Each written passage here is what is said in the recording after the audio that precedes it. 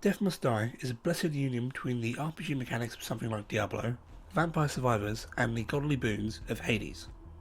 Made by Realm Archive, which describes itself as a group of friends making games, this indie game is dripping with style. As far as indies go, this just feels like a proper indie game, like one of the many titles which you've seen be successes of early access. Starting the game, you'll play as the solo knight or warrior, and you are immediately simply thrown into the game, thrown into the action, battling hordes of skeletons, and if you're lucky, on your first run, you'll probably survive long enough to see one of the first bosses. Progression is simple: acquire boons and gear in order to defeat the bosses. The longer you survive, the more items and the more powerful boons you will acquire over time, with the ultimate goal of beating the level and its end boss. These buffs vary in time. Some will last for about a minute of game time, whilst others are more permanent boosts which will last for the duration of your time on that level, and they will focus on adding things like 1% critical strike, or a 3% recharge to your dash every time you attack, or something simple like just 15 maximum hit points added to your total. They're all useful, and you'll likely see me wandering around a fair bit in this video as I try and collect them and just generally boost my power. It's the best route that I've found through the game so far, and you won't be surprised if you just see me wandering off into the distance now and then, trying to find more and more of these power-ups. Of course, the golden items that you collect whilst on a run also carry over into the hub world, so in an increasingly traditional roguelike sense, you keep going as the runs and kind of slowly progress and get stronger by gathering more golden items, which then will unlock character selection, item stashes, and an equipment shop that all appear the more you play. Play more, get stronger, unlock more features.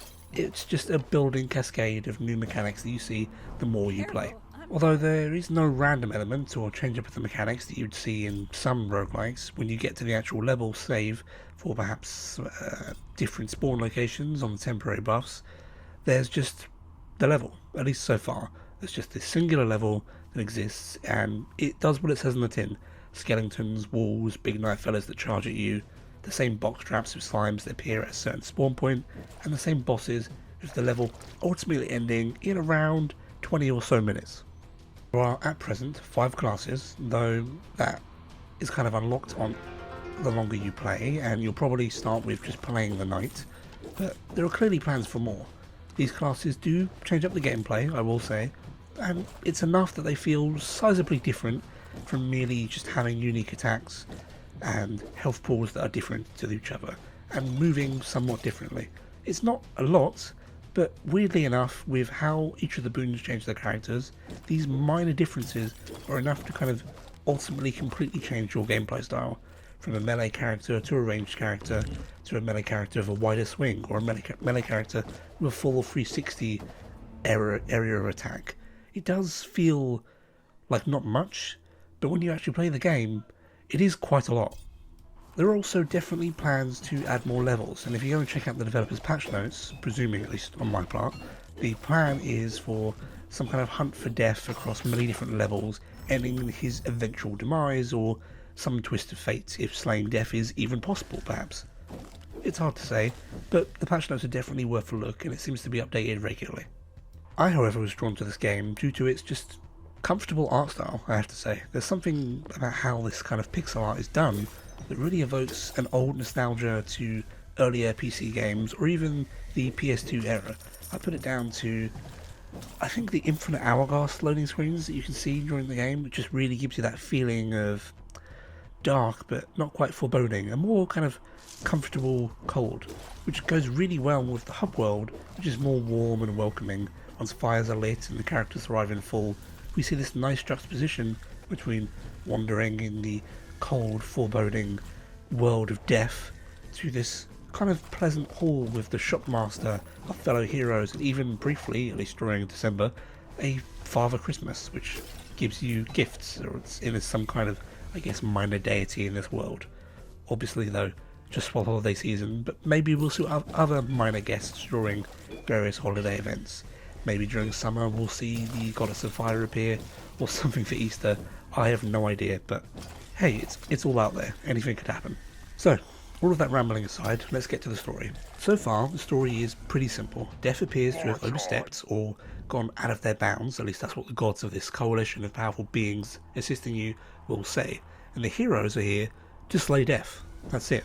The literal god Death. Your primary aid appears to be Time, as in the literal god of time, and they seem to be related in why you return upon each demise, only to challenge death once more with renewed strength.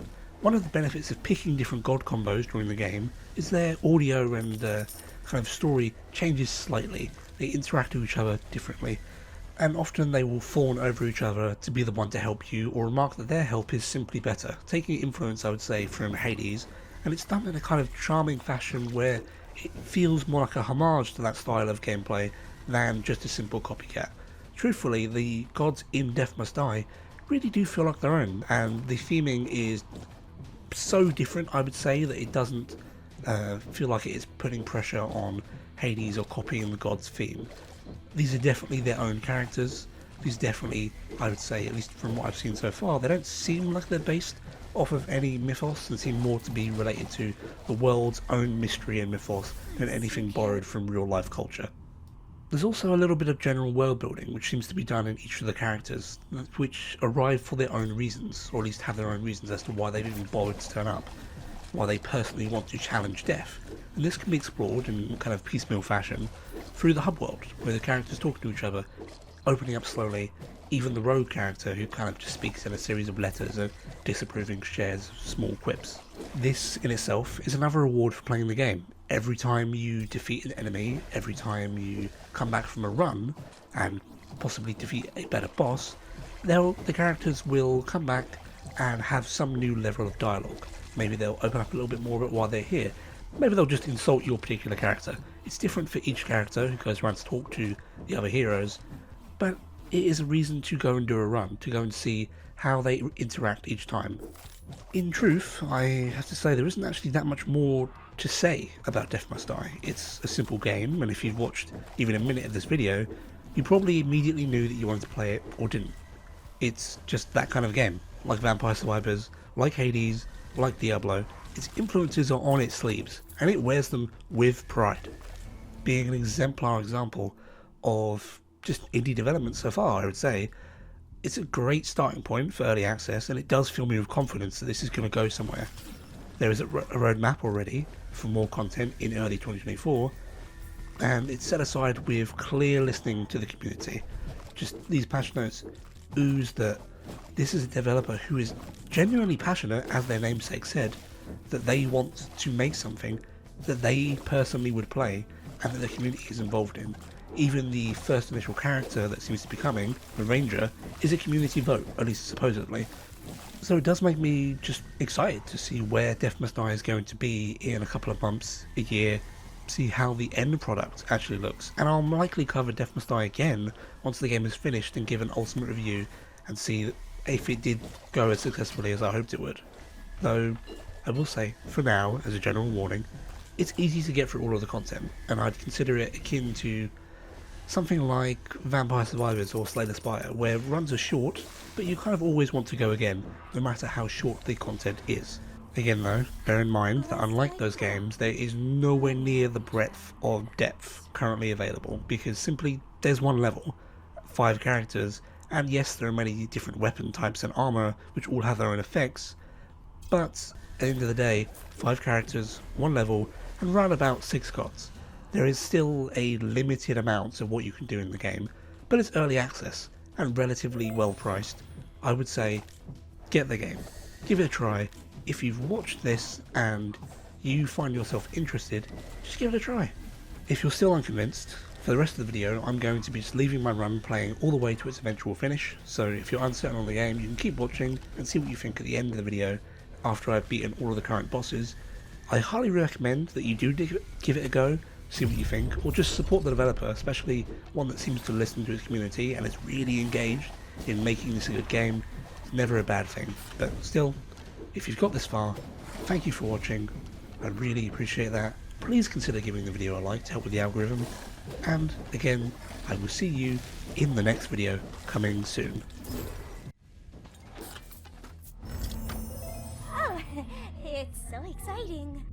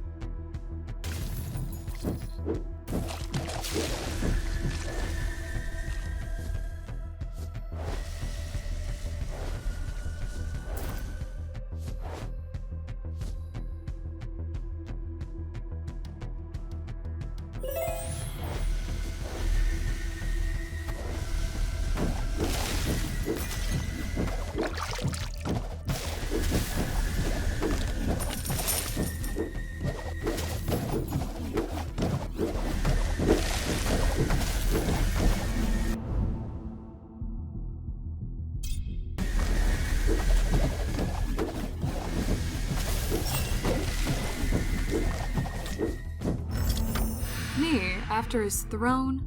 No. Though if he could just take a short break and listen for once, that'd be great.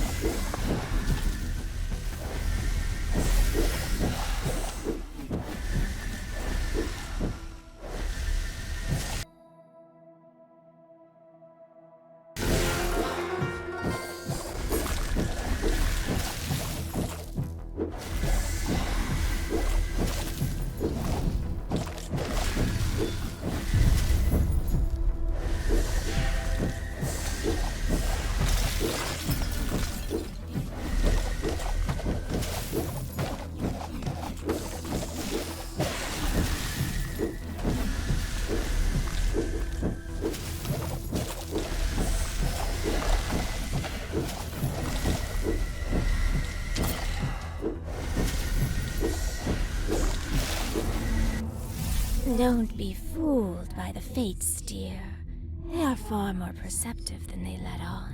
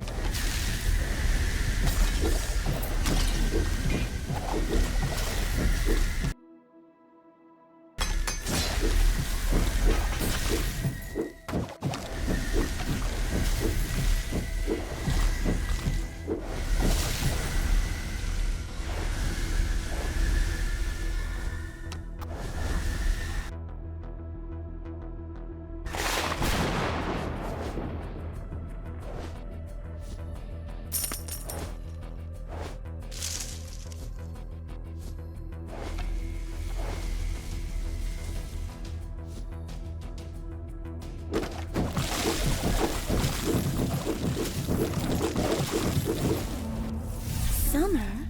Yes, she's my sister, and I'd rather not talk about her.